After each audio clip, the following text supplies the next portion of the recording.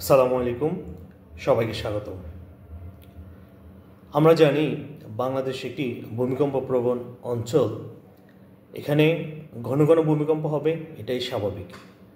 গত কয়েকদিনের ছোট এবং মাঝারি ধরনের ভূমিকম্পগুলা ভবিষ্যতে এখানে বড় ধরনের ভূমিকম্প হওয়ার ইঙ্গিত দিচ্ছে। আজকে আমরা ভূমিকম্পের সময় এটা বিল্ডিং প্রপারলি ডিজাইন কনস্ট্রাকশন করার পরেও বিল্ডিং যদি টিকে থাকে তাহলে সেই বিল্ডিংয়ের কিছু নন স্ট্রাকচারাল আইটেমের কারণেই মানুষের প্রাণনাশের মতো ঘটনা ঘটতে পারে, সে বিষয় নিয়ে কথা বলবো।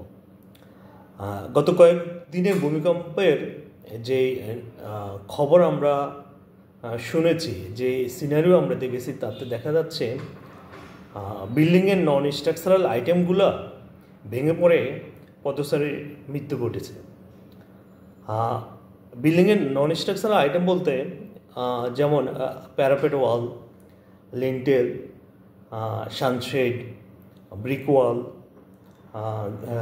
রেলিং, এগুলোকে আমরা বুঝে থাকি।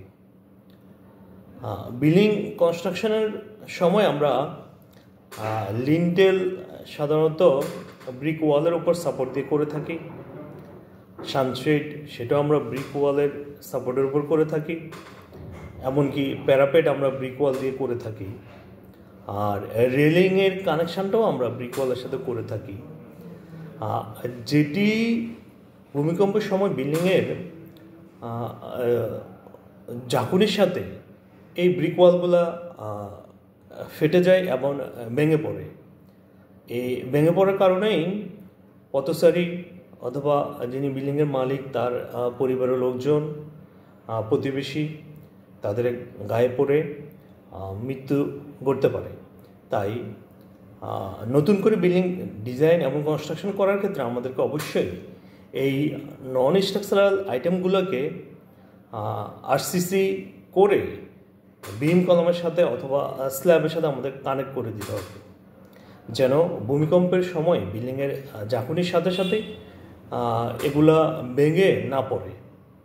এবং পুরাতন বিল্ডিংগুলোর ক্ষেত্রে আমাদেরকে এখনই ইনভেস্টিগেশন করতে হবে।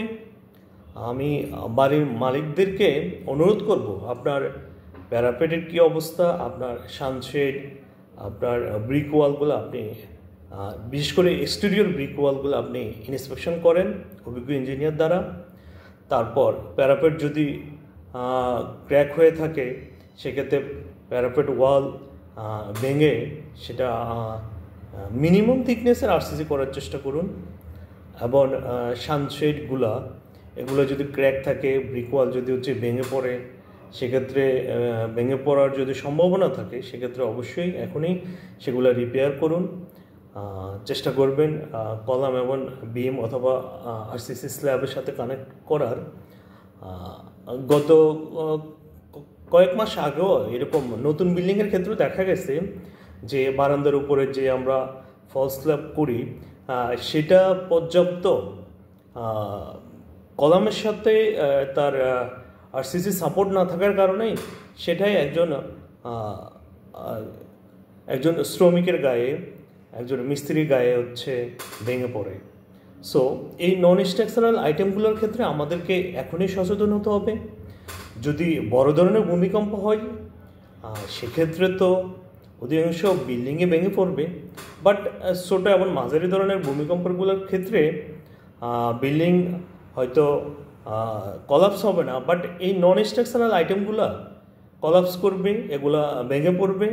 সো এগুলো যেন ভেঙে না পড়ে, সেজন্যই আমাদেরকে এখনই সতর্ক হতে হবে, এখনই আমাদের সাবধানতা অবলম্বন করতে হবে।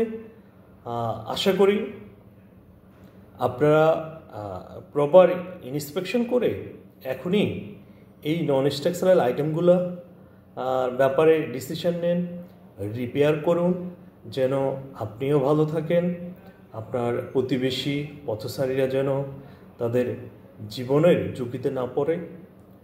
ধন্যবাদ সবাইকে।